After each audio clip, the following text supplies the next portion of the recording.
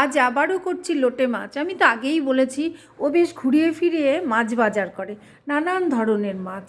যাই হোক, আবার সেই প্রিয় মাছটা যেটা আমি একেবারে খেতাম না আগে। আর করছি বেগুন ভর্তা, আর কালকের যা এটা ওটা আছে আজ আমাদের চলে যাবে।